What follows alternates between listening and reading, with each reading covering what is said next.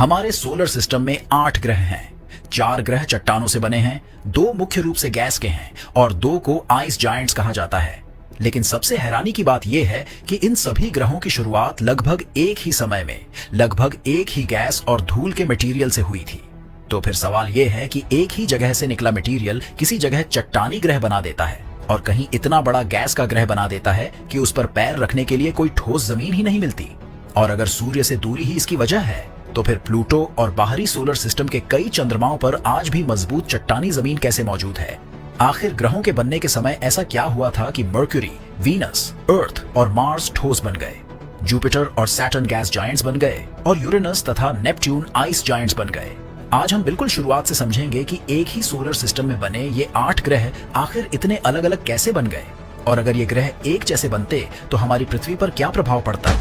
करीब 4.6 अरब साल पहले हमारा सोलर सिस्टम आज जैसा बिल्कुल नहीं था। उस समय न पृथ्वी थी, न जुपिटर, न सैटर्न और न ही हमारा सूर्य, बल्कि उस समय अंतरिक्ष में गैस और धूल का एक बहुत बड़ा बादल था जिसे सोलर नेबुला कहा जाता था। इसमें ज्यादातर हाइड्रोजन और हीलियम गैस थी, लेकिन इसके अंदर भारी तत्व और धूल के छोटे छोटे कण भी मौजूद थे। फिर इस बादल का एक हिस्सा अपने ही गुरुत्वाकर्षण के कारण सिकुड़ने लगा। जैसे जैसे यह सिकुड़ता गया, ज्यादा से ज्यादा मटेरियल बीच की तरफ जमा होने लगा। वहां दबाव और तापमान बढ़ता गया और धीरे धीरे इसी मटेरियल से हमारा सूर्य बना।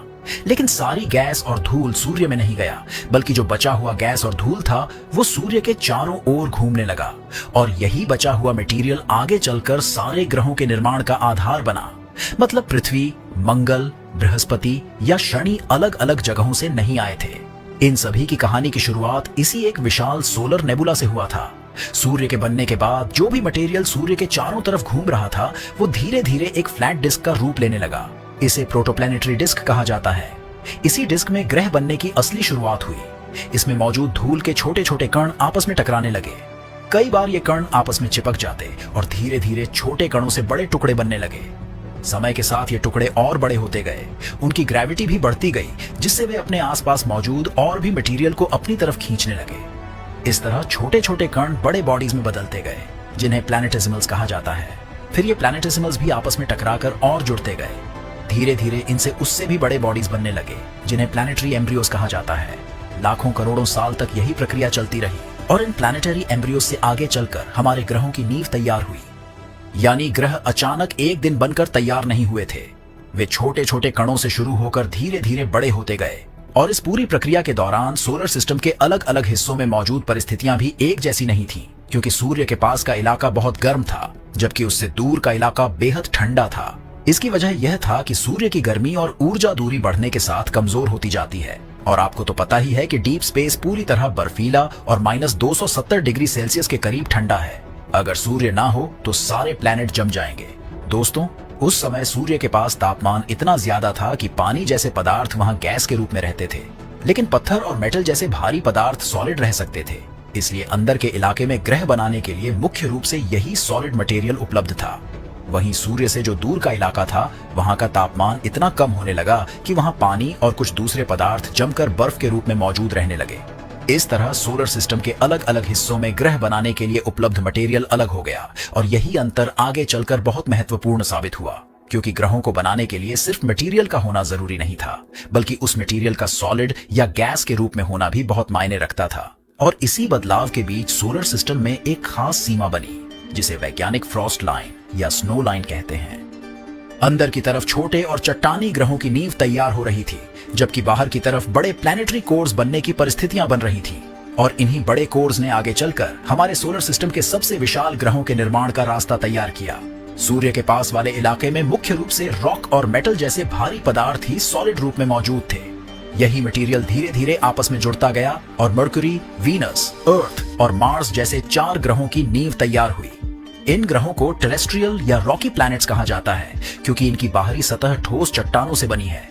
लेकिन इन चारों के पास जुपिटर या सैटर्न की तरह बहुत बड़ी मात्रा में हाइड्रोजन और हीलियम जमा करने का मौका नहीं था। इसके पीछे एक वजह यह भी थी कि सूर्य के पास का इलाका बहुत गर्म था और हल्की गैसों को वहां लंबे समय तक रोक पाना मुश्किल था। इसलिए यहाँ बने ग्रह अपेक्षाकृत छोटे और ज्यादा घने रहे। मर्क्यूरी सबसे छोटा और सूर्य के सबसे करीब है। वीनस आकार में अर्थ के करीब है, लेकिन उसकी सतह बेहद गर्म है। अर्थ पर लिक्विड वाटर और जीवन के लिए अनुकूल परिस्थितियां बनी, जबकि मार्स काफी छोटा रह गया और आज बहुत ठंडा तथा सूखा दिखाई देता है। यानी चारों ग्रह एक ही इलाके के मटेरियल से बने, फिर भी उनकी कहानी एक जैसी नहीं रही। लेकिन सोलर सिस्टम की कहानी यहाँ से अचानक बदलती है। जुपिटर की कहानी एक बहुत बड़े ग्रह के रूप में शुरू नहीं हुई थी। शुरुआत में वहां भी बाकी ग्रहों की तरह छोटे छोटे सॉलिड पार्टिकल्स और बॉडीज मौजूद थे। ये आपस में जुड़ते गए और धीरे धीरे एक बड़ा प्लैनेटरी कोर बनने लगा। जैसे जैसे यह कोर बड़ा होता गया, इसकी ग्रेविटी भी मजबूत होती गई। अब यह अपने आसपास मौजूद छोटे बॉडीज और मटेरियल को अपनी तरफ खींचने लगा। लेकिन जुपिटर की असली ग्रोथ तब शुरू हुई जब उसका कोर इतना बड़ा हो गया कि वह आसपास मौजूद गैस को भी अपनी ग्रेविटी से पकड़ने लगा। उस समय सोलर सिस्टम में हाइड्रोजन और हीलियम की बहुत बड़ी मात्रा मौजूद थी। जुपिटर ने धीरे धीरे इस गैस को जमा करना शुरू किया और जैसे जैसे उसका मास बढ़ता गया, उसकी ग्रेविटी और मजबूत होती गई। फिर एक ऐसा समय आया जब जुपिटर बहुत तेजी से गैस जमा करने लगा। कम समय में ही उसने इतनी ज्यादा हाइड्रोजन और हीलियम इकट्ठी कर ली कि वह सोलर सिस्टम का सबसे बड़ा ग्रह बन गया। यानी जुपिटर पहले एक छोटा सॉलिड कोर था, लेकिन बाद में उसी कोर की ग्रेविटी ने उसके चारों तरफ गैस की एक विशाल परत जमा कर दी और इसी वजह से आज जुपिटर को गैस जायंट कहा जाता है। अब चलते हैं जुपिटर के अंदर और देखते हैं कि इस विशाल ग्रह के नीचे आखिर क्या मौजूद है।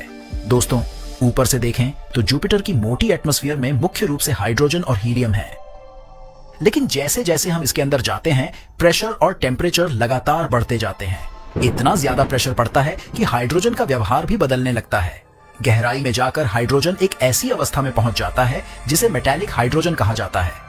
यह सामान्य गैस जैसा बिल्कुल नहीं होता और इसके भी नीचे जुपिटर के अंदर भारी एलिमेंट से बना एक बहुत घना सेंट्रल रीजन मौजूद माना जाता है, जिसे हम इसके कोर या कोर लाइक रीजन के रूप में समझते हैं। यानी जुपिटर के अंदर कोई ऐसी साफ सुथरी जमीन नहीं है जिस पर हम उतरकर खड़े हो सकें।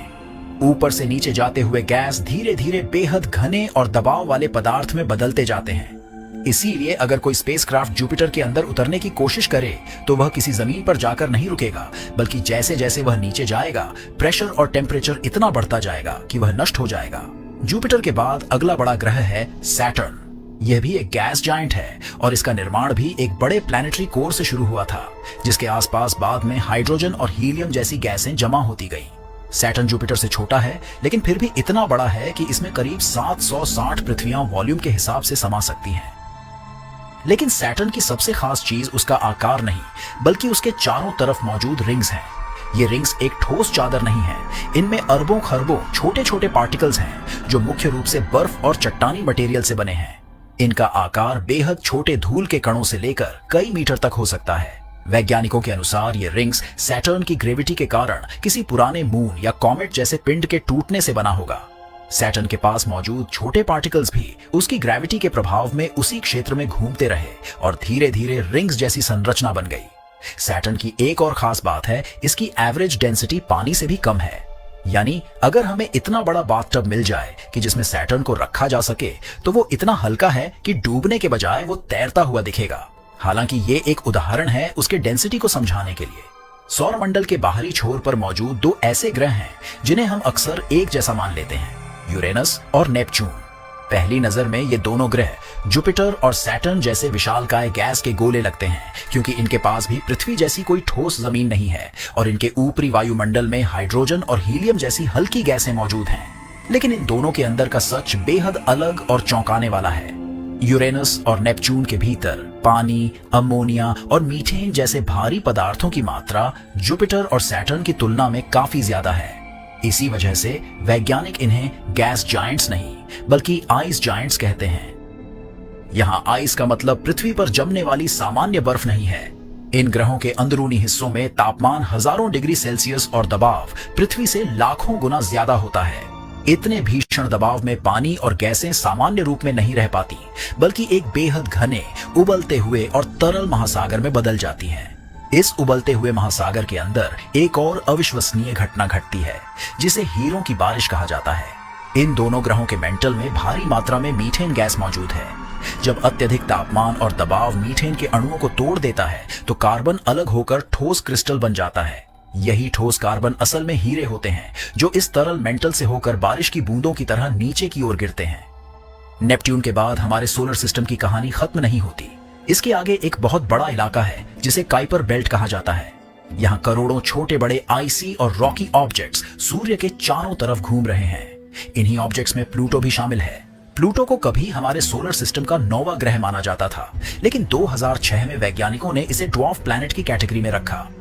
इसका कारण यह था कि प्लूटो अपनी ऑर्बिट के आसपास के दूसरे ऑब्जेक्ट्स को साफ नहीं कर पाया है, लेकिन प्लूटो को छोटा समझकर नजरअंदाज नहीं किया जा सकता। इसकी सतह पर नाइट्रोजन, मीथेन और वाटर आइस मौजूद है और इसकी सतह के कुछ हिस्से बेहद चमकीले दिखाई देते हैं। सबसे दिलचस्प बात यह है कि इतनी दूर होने के बावजूद प्लूटो सिर्फ बर्फ का एक साधारण गोला नहीं है। इसके अंदर एक रॉकी इंटीरियर मौजूद है और माना जाता है कि इसके अंदर का कुछ हिस्सा आज भी जियोलॉजिकल एक्टिविटी दिखा सकता है। और प्लूटो अकेला ऐसा पिंड नहीं है। कुइपर बेल्ट में मौजूद कई ऑब्जेक्ट्स भी हमें बताते हैं कि सोलर सिस्टम के बाहरी हिस्से में सिर्फ गैस और बर्फ ही नहीं, बल्कि रॉकी मटेरियल भी मौजूद है। लेकिन अगर देखा जाए तो जो गैसीय ग्रह हैं, उनके चंद्रमा ठोस हैं जिन पर हम उतर सकते हैं, जबकि इन्हें भी अपने ग्रहों के जैसा गैस या बर्फ का प्लैनेट बन जाना चाहिए था। लेकिन ऐसा हुआ नहीं, आखिर क्यों? दोस्तों, जुपिटर और सैटर्न के चंद्रमा उनके जैसे गैस के नहीं बने क्योंकि उनका आकार बहुत छोटा था। इन ग्रहों के आसपास बनने वाली छोटी सी डिस्क में रॉक, मेटल और आइस के कण मौजूद थे। ये कण आपस में जुड़कर चंद्रमा बने। लेकिन चंद्रमाओं की ग्रेविटी इतनी मजबूत नहीं थी कि वे हाइड्रोजन और हीलियम जैसी हल्की गैसों को अपने पास रोक पाते।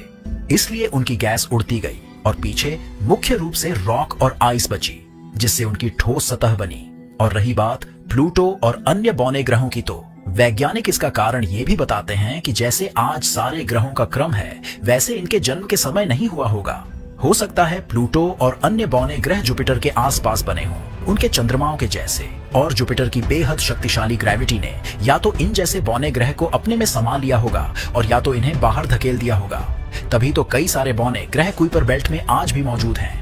दोस्तों, जुपिटर की ग्रेविटी के चलते आज हमारी धरती भी सुरक्षित है, क्योंकि अगर ये ना होता तो शायद आज हम भी नहीं होते, क्योंकि समय समय पर कई एस्टेरॉयड धरती को तबाह करने के लिए एस्टेरॉयड बेल्ट से निकल कर आते हैं। लेकिन जुपिटर की शक्तिशाली ग्रेविटी के चलते या तो वे जुपिटर में समा जाते हैं या तो उनका रास्ता बदल जाता है। यानी जुपिटर धरती के लिए एक शील्ड जैसा है। दोस्तों, हमें वीडियो का टॉपिक ढूंढने में काफी समय लग जाता है। यदि आपको किसी भी टॉपिक पर वीडियो चाहिए तो कमेंट में हमें जरूर बताइए, हम उसे आपके लिए जल्द से जल्द लेकर आएंगे।